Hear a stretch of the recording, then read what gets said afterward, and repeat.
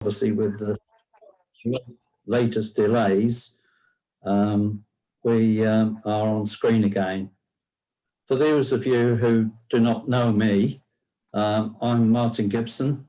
I'm a founder member of the NFCI and a council member, and for my sins, a past chairman. The last time we discussed a major road scheme with the NFCI was back in March 2017, when we looked at the environmental impact through design and planning and construction of the NDR. So this meeting is with the potential to create the new Western Link is something that we are looking forward to in terms of the presentation. I would like to now introduce the speakers for today. It's Martin Wilby and to David Allfrey. And I would now like to hand over to them for the presentation, and I'm sure that they will take questions at the end of their sessions. So if I could hand over to you, perhaps Martin first. Thanks very much, Martin, and thanks for inviting us here today to talk about the Norwich Western Link. It's very topical at this present time. So as you said, I'm Martin Wilby and I'm the Cabinet Member for Highways, Transport and Infrastructure at Norfolk County Council. And with us today is David Allfrey, who is the Infrastructure Delivery Manager at NCC. The Norwich Western Link was identified as a priority by us back in 2016, along with the third river crossing in Great Yarmouth and the Long Stratton bypass.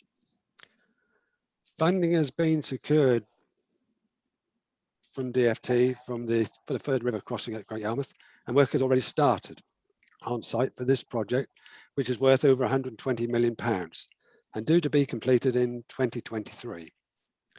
On Long Stratton bypass, we've submitted our outline business case to DFT, and we're hoping to hear any day now whether that we've been successful with the funding bid for that. Construction is due to start on that scheme, which is worth £37 million, and hopefully completion date is 2024. Some other major projects to happen in Norfolk are the improvements on the A47.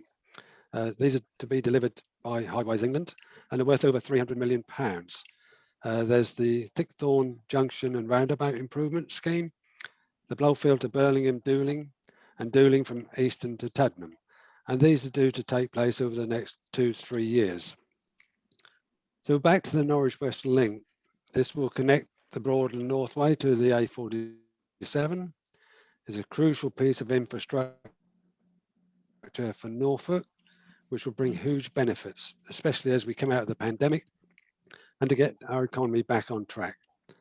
The budget for this scheme is £198 million, of which 85% of the funding will come from DFT.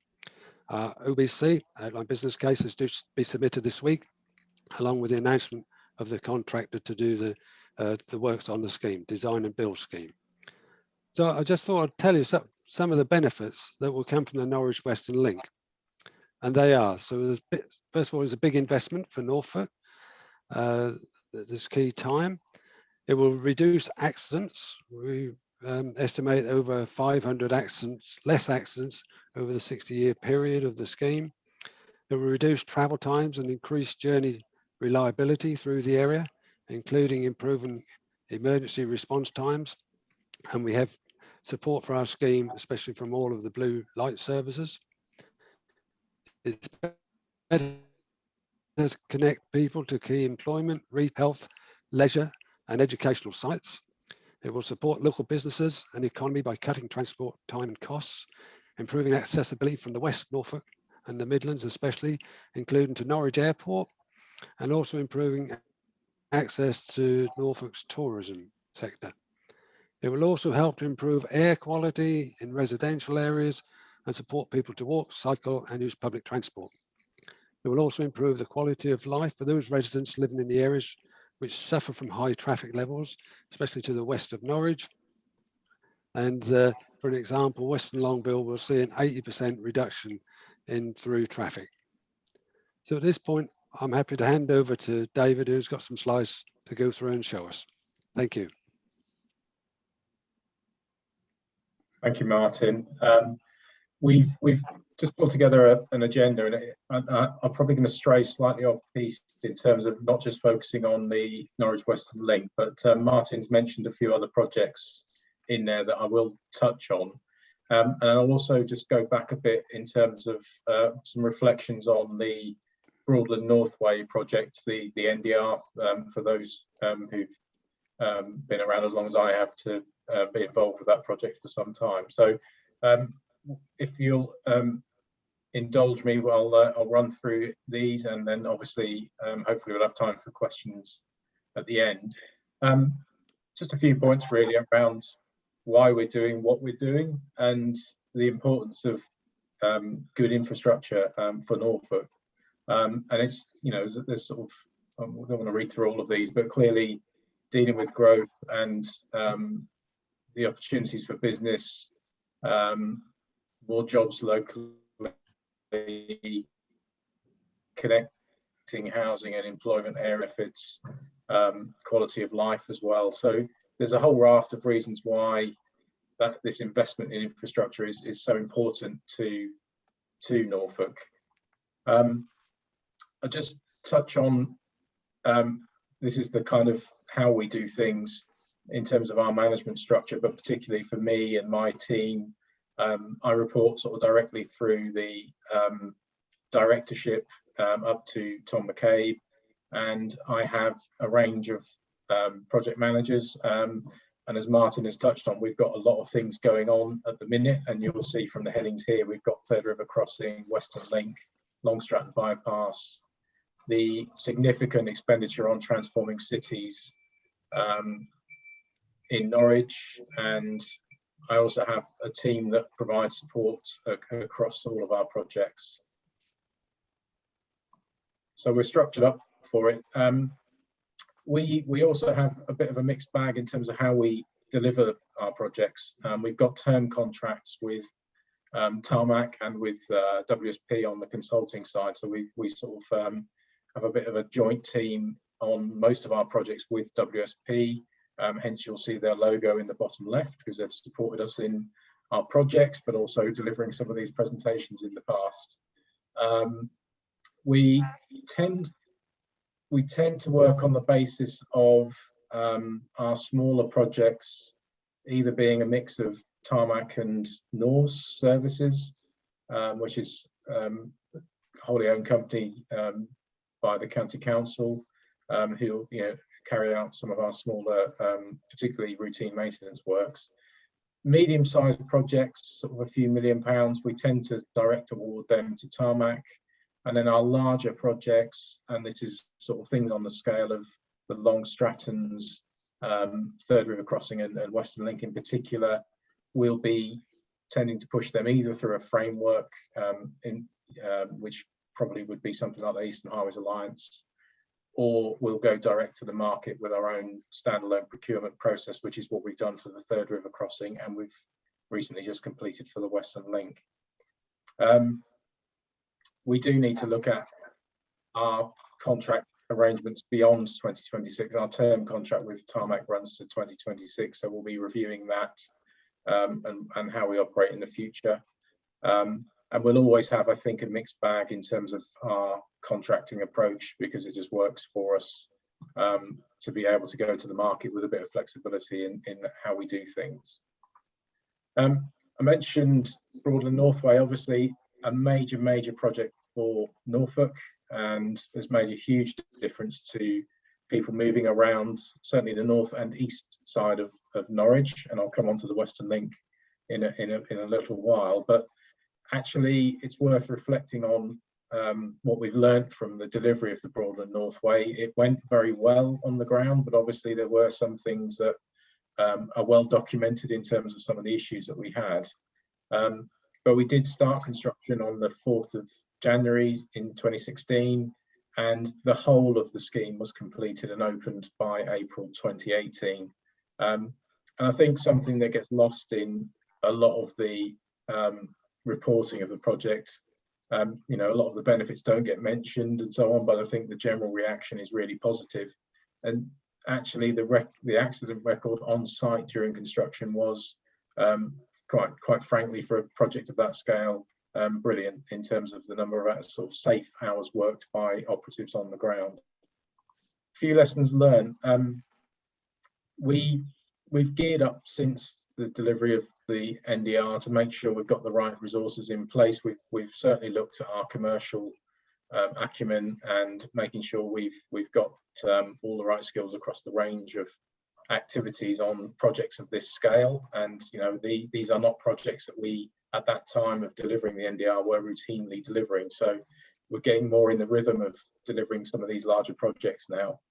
Our contract strategy, you know, the NDR was a long duration in terms of its sort of gestation period and approvals processes. So I think just reflecting on what had changed in the way people are approaching the market, and certainly things like a design and build arrangement as opposed to the county council retaining design responsibility, is probably one of the key lessons we've taken from that, and it's certainly something we've applied to the Third River Crossing and the Western Link going forwards. And I mentioned commercial. We are far more sort of structured now in terms of how we deal with change control and those sort of elements of just managing the contract, but also being very clear about trying to minimize change. And for those of you who are sort of hands-on in the construction sector, you'll appreciate the change. Whilst it can be seen as a good thing, it can create all sorts of issues that ultimately generate problems. Linked to that really then is just being more focused on risk and governance around managing risk, and being far more focused on that. And I mentioned design and specification. We were one of the early development consent order projects that was delivered nationally, and you need to be careful around how you define your project limits and the development of the project in its specification. And that's something that did catch us out a bit on the NDR when we were in construction stages.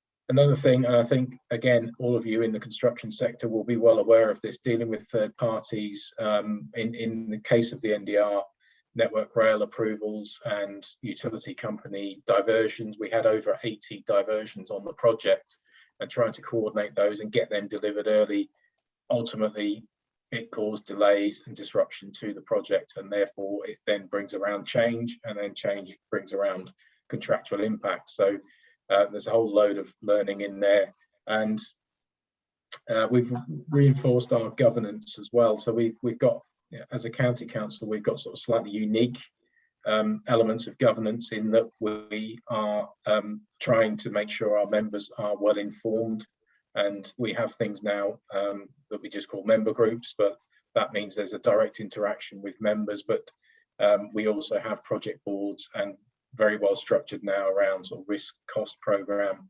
and change controls. So all of those factors are being picked up in what are our sort of key priority projects that we're delivering now. I'll touch on Yarmouth and Long Stratton, but I appreciate, you know, there's a lot we want to sort of just run through in terms of the Western Link.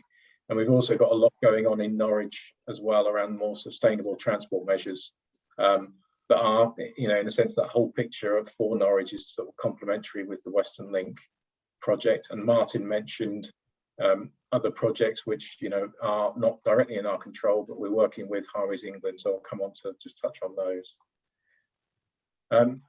So this is a little bit of where is the Western Link for I think all of you, given the given your proximity to Norwich, you'll know this layout very well. We've got Southern Bypass, A47 around Norwich, and the black line now that creates the Northway NDR around the east and north of Norwich. And the circle just highlights on there the gap that we've got between the end of the NDR at the A1067 and the A47 itself. So there's very obviously a disconnect in the major road network that we have around Norwich.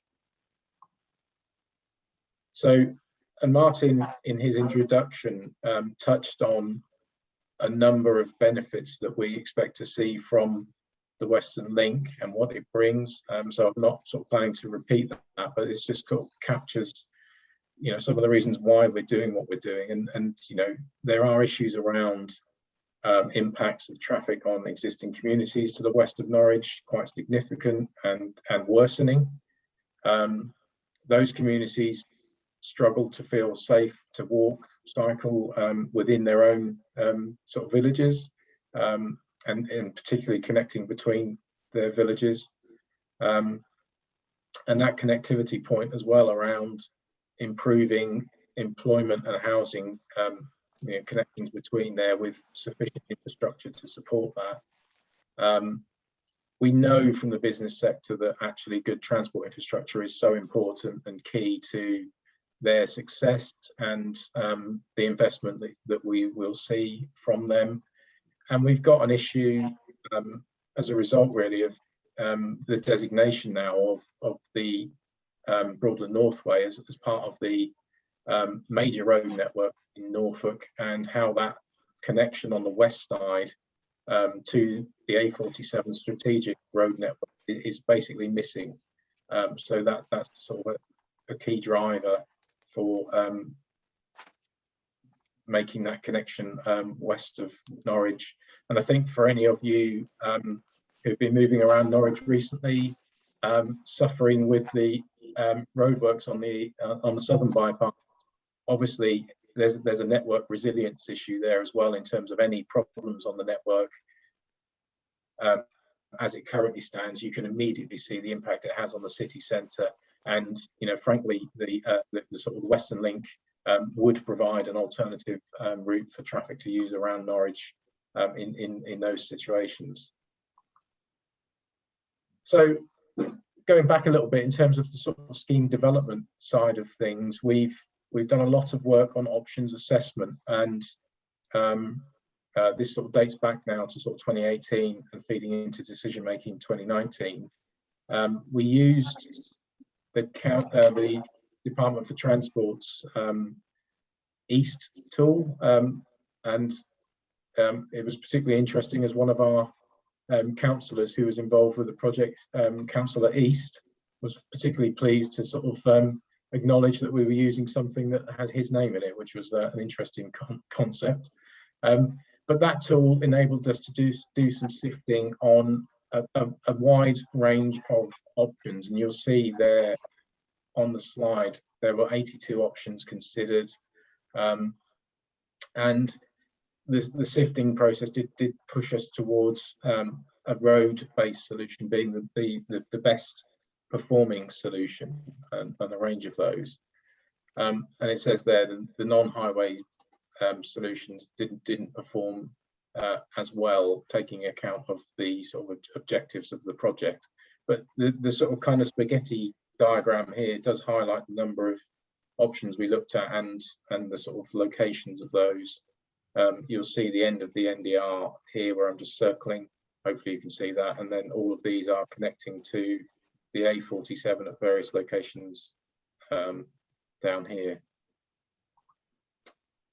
We went through a process of that options assessment, and that enabled us to shortlist down to 4 options. So we've had A, B, C, D, shown coloured here on this plan.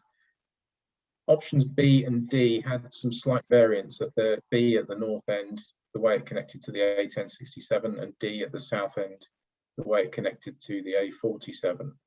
And we also took account of the black dotted line down here, which is the preferred route, and that's been announced by Highways England for the dualling of that section of the A47.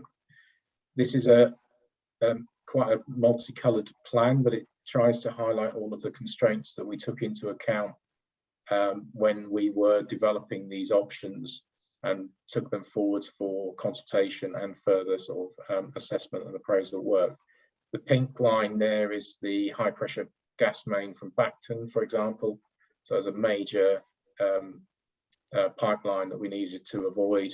There are things like the purple patches here, which is designated ancient woodland, which we avoided, and various other constraints in terms of listed buildings and so on. The summary of the option selection process is just captured here in one slide, but there's a huge amount of work that went into this. But the option A, whilst it was the cheapest, it had the lowest value for money, and was not very well supported from the consultation. Option B, again, wasn't as well supported, and it had notable impacts on the River Wensum, even though it was crossing, certainly one of the options was crossing using it, what would have been an upgraded existing crossing. But the impact on the Wensum and the special area of conservation was quite significant. And again, option B East, which is the sort of the one that didn't use that existing crossing, it still had sort of less support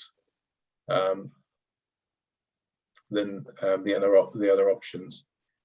The proximity of that as well, and you'll have heard a lot about Barbastell Bat. So A and B, in terms of their location, were very much closer to known Barbastell Bat colony locations.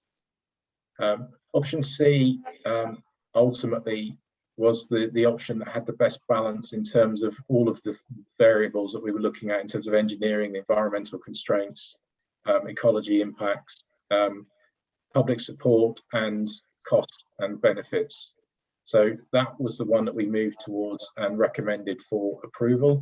Option D, whilst that was the highest supported solution in terms of the consultation, it did have more environmental impacts and was lower in terms of value for money and benefits.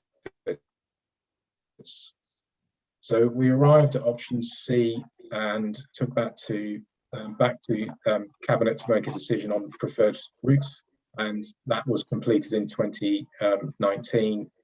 And this is that route there. So you'll see a short connection along the A1067 to tie into the end of the Broadland Northway, and then it goes primarily across. We've got a viaduct over the Wensum Special Area Conservation.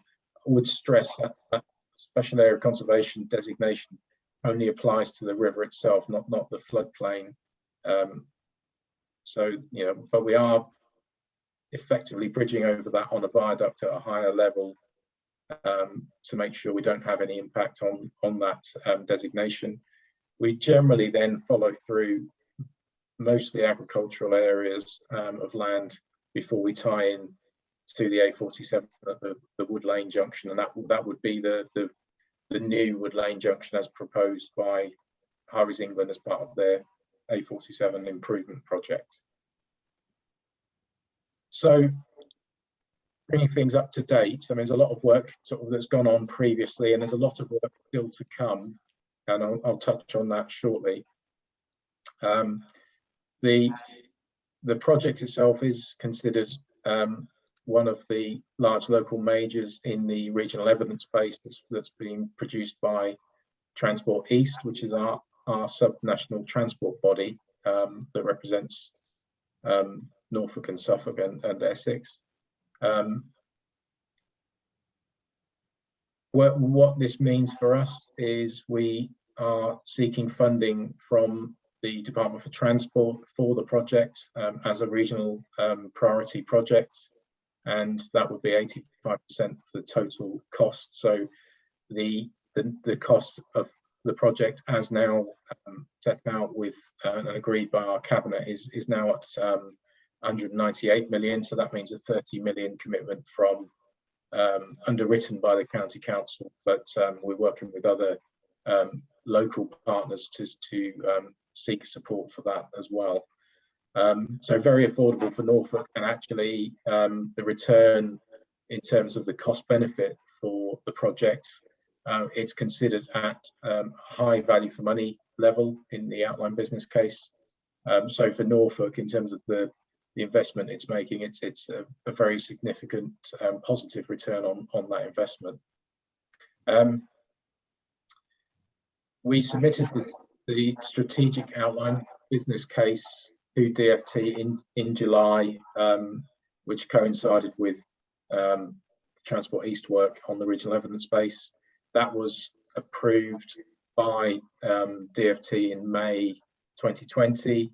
That enabled us to start the procurement process with some confidence that we were an accepted project in the large local majors programme, and we've been working through that since June last year. And as Martin touched on in the introduction, we are now at a point of awarding that contract by the end of this week, having had the approvals through our cabinet earlier in this month. There's a lot of work gone into that, and separate to that, a lot of work has been going on in finalising the outline business case, which is the next major funding report, if you like, that goes to the Department for Transport for their funding approval process, looking at the in effect the preferred project in a lot more fine-grained detail, and that will deal with the funding arrangement for the project. Clearly, separate to that, we've got all of the planning approval process and compulsory purchase of land and highway orders to also deal with. But obviously, big step for us at this point in time is to award the contract and move forwards with the contractor who have developed their design during the procurement process. And we need to do some further work with them now, having awarded the contract, so that their design forms the basis of the next stages, which is moving us forwards to a pre-planning application public consultation in the autumn of this year. So we're going to move quite quickly to that consultation. The results of that consultation will inform all of the work that's going on to finalise the documentation that forms the planning application. So all of the environmental appraisal work that forms the environmental statement that we'll talk about, all of the ecology and environmental impacts and the mitigation measures that are proposed as part of the project. So that we hope to submit the planning application, which will include all of the transport assessment work and everything as well, by the spring of next year. And that will be informed by the consultation as well. So all of the results from the consultation will feed into that planning application process. Once we get through what we are anticipating a public inquiry, which will deal with the planning, the compulsory purchase orders, and the highway orders, so the side road orders. Assuming we get all of those orders confirmed, then we would be submitting what is effectively the final business case, the full business case submission to DFT. We're targeting that for the summer of 23, and subject to that approval, with the orders in place, funding in place, we will plan to start the construction works in late 2023, with roughly a 2-year construction programme. So the intention being we'd have the new road open by the end of 2025. This is where I'll go off piste a bit now in terms of that's the Western Link, but we can come back later and just talk about any questions on that. Just to put the Western Link, I suppose, in a little bit of context, certainly in a contractual context. We've used a very similar model in terms of what we're doing with the Western Link, what we learned from the NDR, and how we've applied that to the Third River crossing. So That contract was awarded January 19. We've worked with the contractor sort of since that time. We've got through all of the statutory approval processes and funding approval processes that I just touched on. And that project is now in construction and started in early January, again with roughly a 2-year construction window. So we're hoping to have that open by early sort of springtime 2023. We are still within the budget for that project that we set at the outline business case stage, and you know, it's running very well at the minute. We've had 6 months of construction, and it's going really well on the ground. You know, we're feeling pretty confident we've got the right sort of format and structure for the project, for that project, but also for the Western Link, learning from what we went through on the NDR project. I would stress some of these images are probably a bit out of date now, but if you do want to look at them, there's a link at the end of the presentation. You can look at our website, and there's some more up-to-date images around the whole of the Third River Crossing project itself. Just in terms of the contract, we've arranged for a first year of operation by the contractor and the 3-year maintenance period. The logic being that the contractor, because it's a lifting structure in particular as well on this one, that the contractor retains that responsibility to make sure that the bridge is operating as expected, and quite frankly, if there's any issues in that first year, that the contractor retains responsibility for those. We've retained a 3-year maintenance period, but the expectation would be most if any issues would be sort of highlighted in that first year, which is why we've got that operational period in there. Martin, in his introduction, mentioned Long Stratton, and we're running with this project as well. Sorry about the diagram, it's not the best, but you've got the existing A140 that runs straight through the middle of Long Stratton itself. The bypass, this is taken from the area action plan. The bypass would be that green hatched area there. It's a single carriageway road solution, and it's facilitating all of that kind of orange area of development, which is mostly a mix of housing with some commercial land as well at the southern end. Moving quite well on that.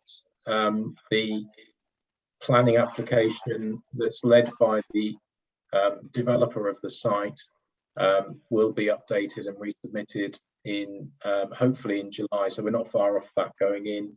The outline business case for the funding for the project from DFT, we anticipate that also hopefully being confirmed imminently. So we're in good shape on delivering that project as well. I mentioned Transport for Norwich, and there's a lot that's gone on with that over the years for anyone who knows Norwich very well.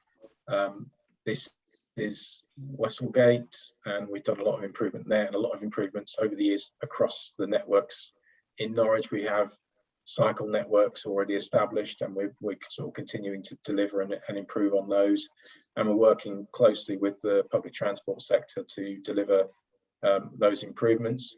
Norwich is one of 12 designated transforming cities nationally, and we've drawn down and spending 10 million on tranche 1 of transforming cities. We've got effectively a £40 million spend on tranche 2 that we're currently actively delivering.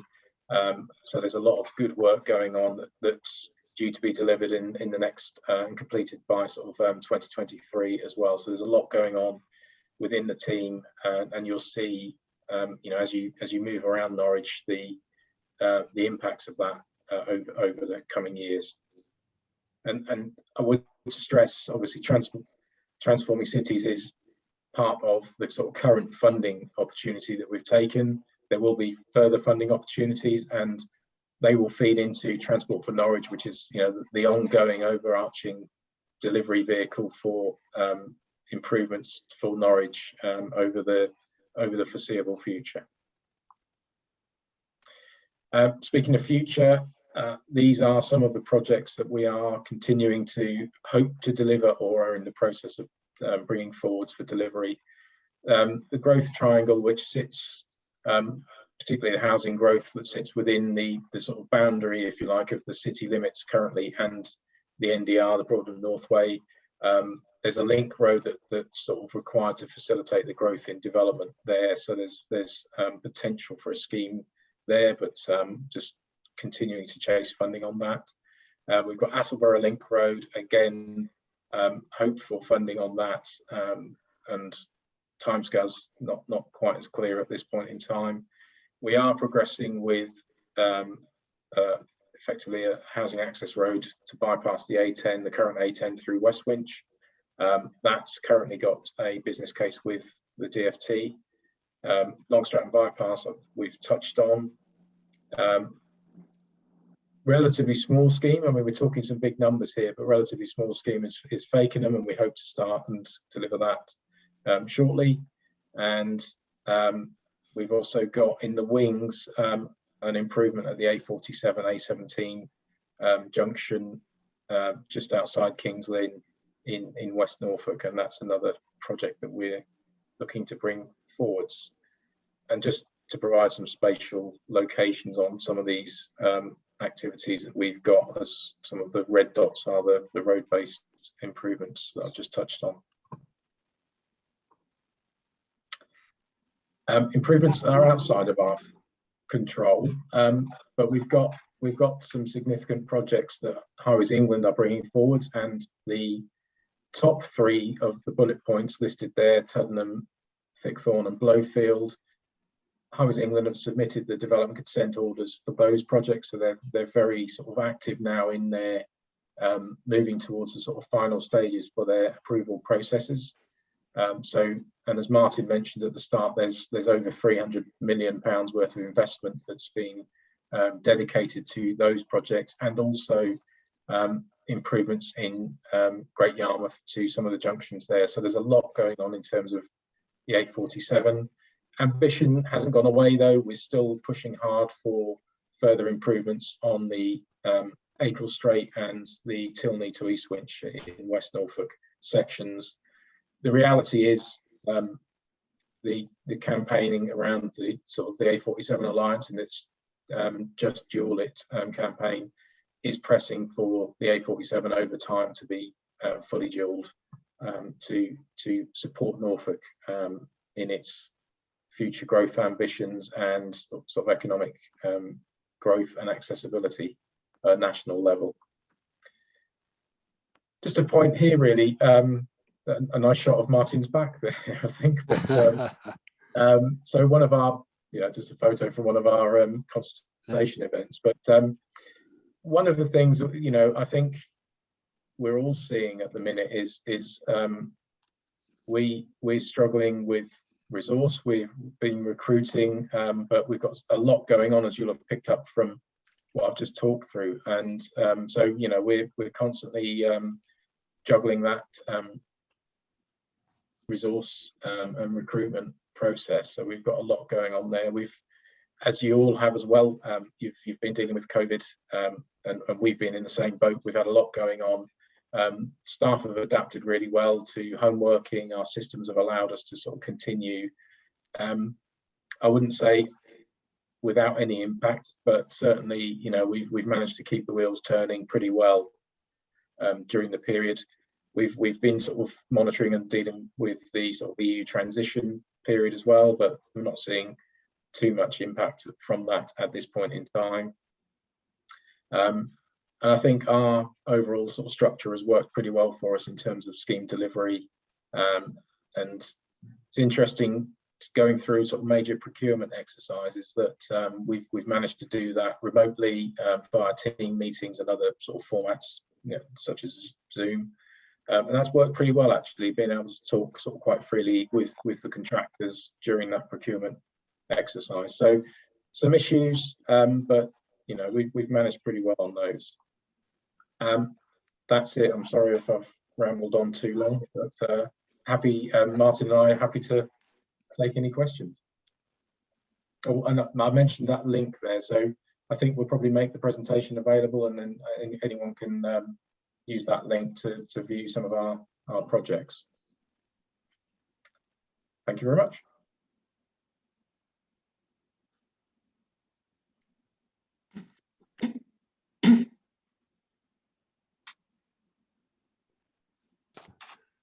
Okay, Martin.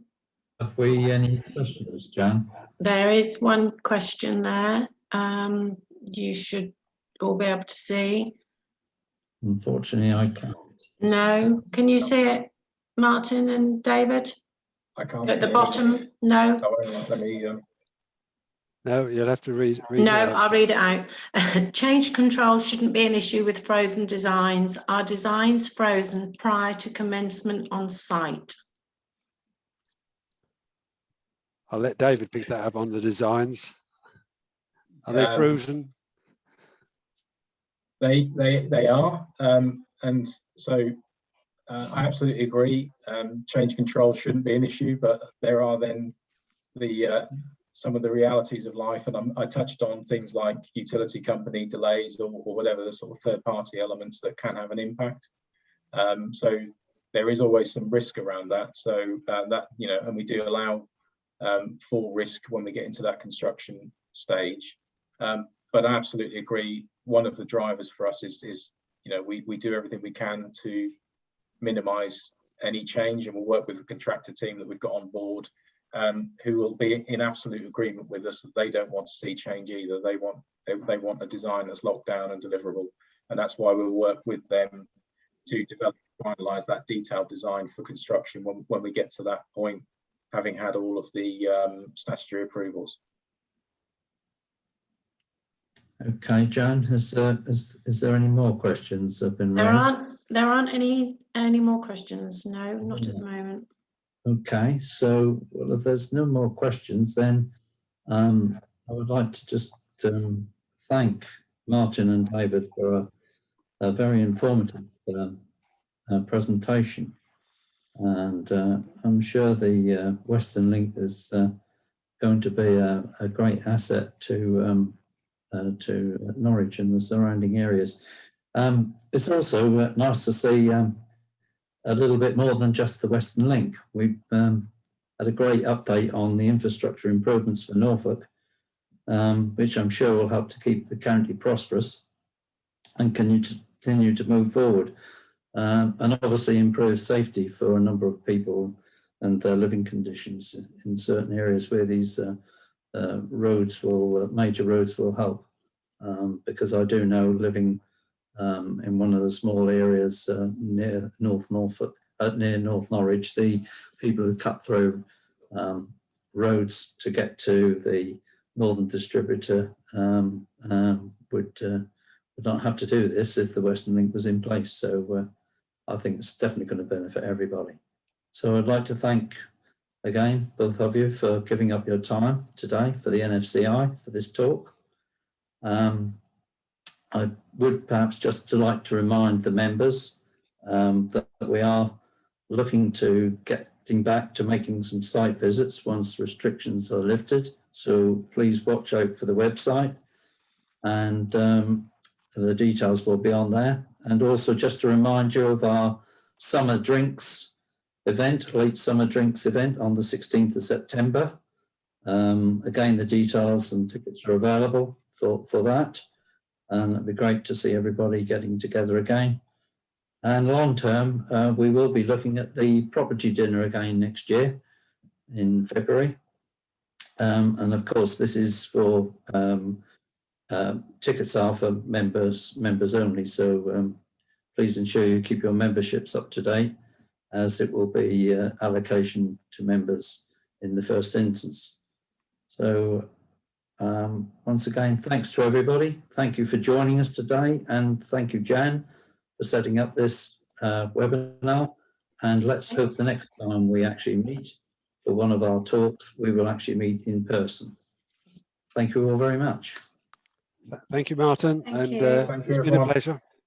Thank you very much. Thanks. Thanks, Martin. Thanks, Jan. Cheers. Thanks, Jan. Thanks. Bye-bye. Bye. Bye. Bye.